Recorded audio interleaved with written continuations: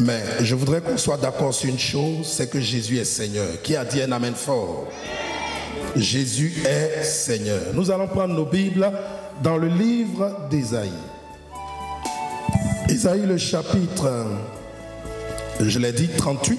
On va le lire. Écoutez attentivement la parole de Dieu, parce que Dieu m'a donné un message pour vous pour cette nouvelle année. Et je veux que ce message-là nous impacte.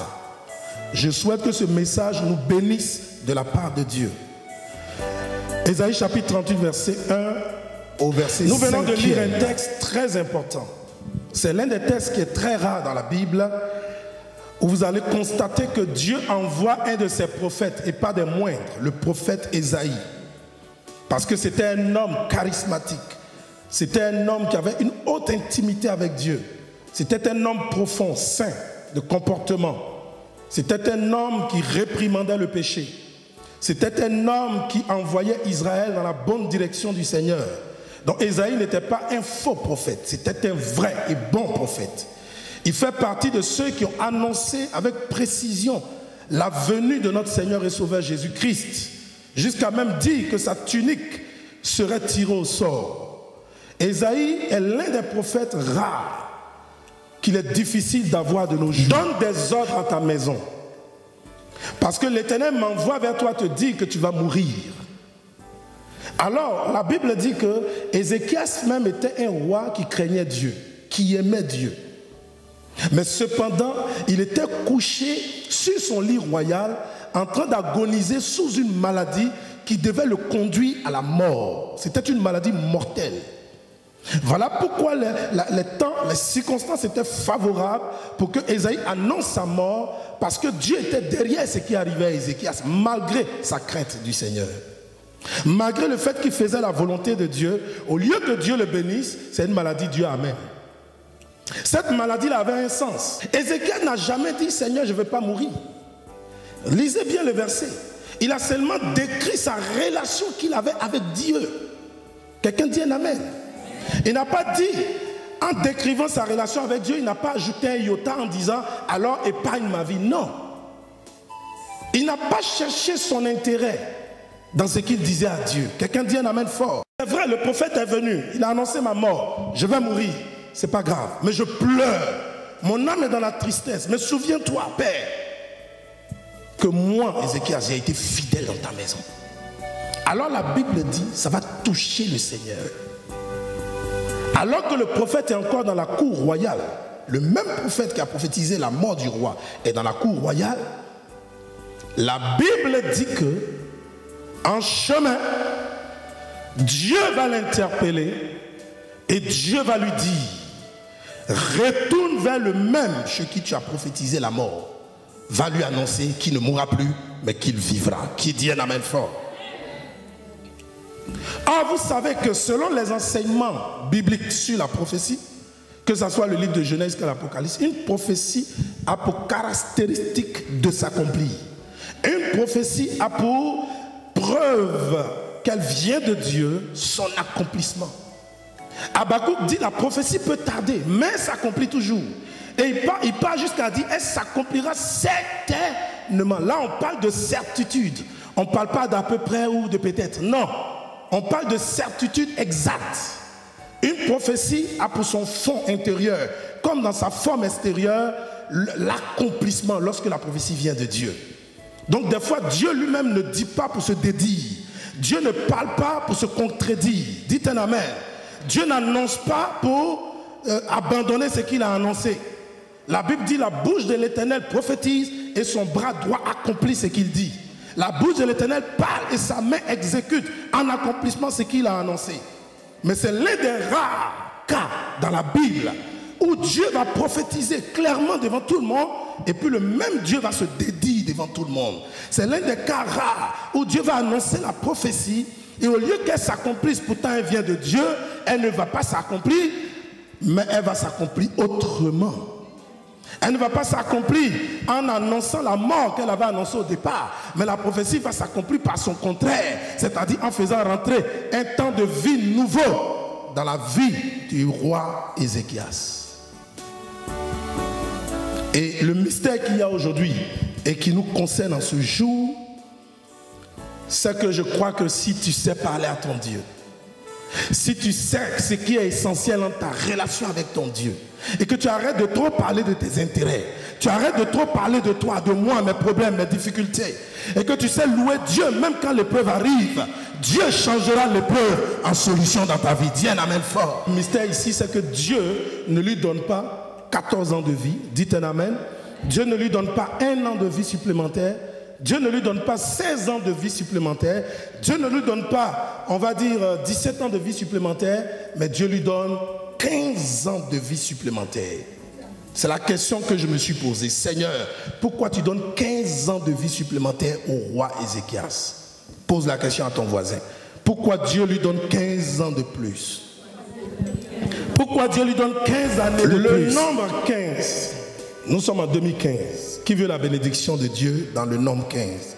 Le nombre 15 représente la parfaite expression tridimensionnelle de Dieu. Et le nombre 15, quand vous faites une étude biblique, le nombre 15 représente la parfaite, c'est-à-dire expression, l'expression de Dieu qui est dans son état parfait. Mais cette expression de Dieu parfaite là, ici, est tridimensionnelle, c'est-à-dire à 3 dimensions. Dites un amen. Donc le nombre 15, c'est le nombre dans lequel Dieu le Père parle, et Dieu le Fils parle, et Dieu le Saint-Esprit parle. Et les 3 s'accordent pour que les habitants de la terre disent Dieu est Dieu. Oh, merci toi qui as dit Alléluia. Ce qui veut dire simplement que quand Dieu le Père agit, le Fils agit au même moment que lui. Et quand le Fils agit, le Saint-Esprit agit au même moment que lui. Donc dans le cas d'Ézéchias, lorsque Ézéchias a touché Dieu, il a touché les 3 parties du Seigneur. Il n'a pas que touché le Père, il n'a pas que touché le Fils, il n'a pas que touché le Saint-Esprit. Mais il les a touchés les 3 à la fois. Dites un amen. Donc quand il y a eu conseil dans le ciel pour que la prophétie change, il fallait que le Père donne son OK. Et le Fils aussi a donné son oui. Et le Saint-Esprit a donné son oui. Donc il y a eu 3 oui qui donnent un seul oui pour produire la guérison, le miracle et la vie en continu. Je n'ai pas entendu ton amen. Il y a le Seigneur et puis il y a sa plénitude. Quand tu veux toucher la plénitude de Dieu, il faut bannir ton intérêt. Quand tu veux toucher le cœur profond de Dieu, il faut bannir tes problèmes, mes maisons, mes difficultés, ceci, cela. Dieu n'a que faire de ça. Ça, c'est le matériel de la terre. Ce que Dieu attend de nous, c'est une connexion qui glorifie son nom. Ce n'est pas une affaire de dire, oui, j'écoute les hommes mes frères, les hommes ceci, cela. Moi, de toutes les façons, actuellement, je suis très combattu dans ma vie.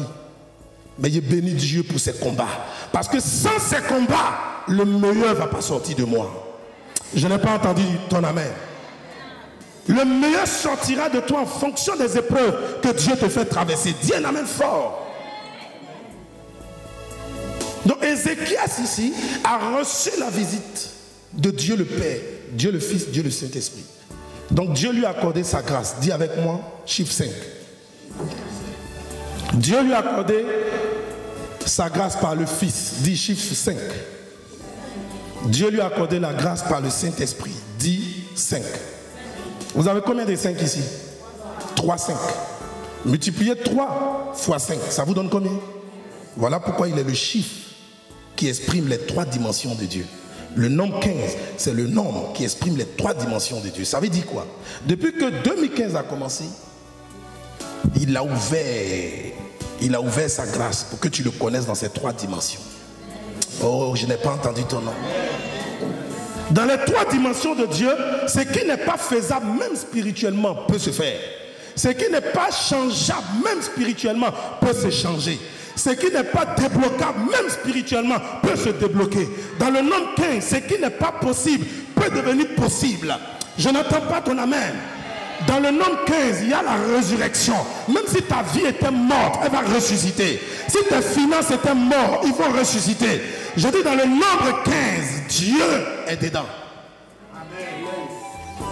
Dieu est dedans. Il est dans le nombre 15. Alléluia. Il est dans le nombre 15. Et le nombre 15, Dieu aime le déployer. Dieu aime le rendre agissant. Dieu aime le rendre, comment on appelle ça, puissant. Sinon, Dieu aime le manifester, ce nombre 15, lorsqu'il se révèle à l'homme. Ou bien lorsqu'il se réfère à l'homme. Dis un amen fort. Qui va me sortir le chiffre de l'homme? Pourquoi le chiffre de l'homme est le 6? Parce que Dieu a créé l'homme le 6e jour. Donc comme Dieu a créé l'homme le 6e jour selon les enseignements bibliques, l'homme excelle, l'homme prospère, l'homme domine dans le chiffre 6. Qu'il y a un homme quelque part qui est dans une détresse, qui n'a pas présenté ses intérêts d'abord à Dieu, mais plutôt loué Dieu malgré ses épreuves. Dieu déploie le nombre 15. Parce que le nombre 15, il se réfère toujours au 6. Il se réfère toujours au 6. Dites un amen. Il se réfère toujours au 6. Dans la Bible, vous allez constater que le nombre 15 est cité 42 fois. 42 fois. Je n'ai pas le temps de vous démontrer ça ici.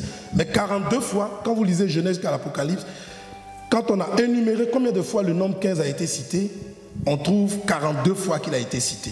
Quand vous faites le 4, qui est l'équilibre, qui est la stabilité, et vous faites le 4 plus le 2, qui est le témoignage, ton témoignage, dis un amen, ça donne combien? 4 plus 2, ça donne combien?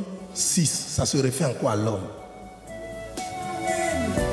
Donc là où Dieu voit que l'homme est en train de souffrir, l'homme est éprouvé, l'homme a un besoin, l'homme a faim, l'homme a soif, l'homme est délaissé, l'homme est persécuté. Quand arrive le nombre 15 à côté du chiffre de l'homme, Dieu ne peut jamais abandonner cet homme. Dieu ne peut jamais le laisser tomber. Dis un amen. Dieu va toujours trouver le moyen de le relever. De le relever même si on l'a abaissé. Même s'il est humilié, Dieu trouvera le moyen de l'élever. Qui comprend la volonté de Dieu ce soir? Bien aimé, Dieu travaille avec le nombre 15. Je suis venu annoncer à quelqu'un que depuis que les années 2000 ont commencé, il y a eu 2001, 2002, 2010, 2012, 2013, 2014 qui est passé. Mais il y a 2015. Dans ton 2015, Dieu va agir en 3 dimensions dans ta vie. Dis un amen fort. Dieu va agir en 3 dimensions dans ma vie. Le Père va s'élever, le Fils va s'élever, le Saint-Esprit va s'élever. Et ma bénédiction, je l'aurai. Même si c'est un malheur qu'on a mis sur toi, si c'est une malédiction qui fait que tu n'arrives pas à gérer tes biens, tu n'arrives pas à te contrôler face à des tentations, même si c'est une malédiction, même si c'était la conséquence d'un péché, le Père, le Fils, le Saint-Esprit se levant, ils vont mettre fin à toutes ces choses. Ils vont stopper toutes ces souffrances. Dis un amen. Parce que là où la prophétie ne doit pas être changée, et elle a été changée, Dieu était obligé d'amener le nombre 15. Donc il ne pouvait pas donner plus de 15 ans ou moins de 15 ans à Ézéchias. Il était obligé de lui donner 15 ans de vie. Voilà le secret du mystère. Ézéchias a vécu les 15 ans.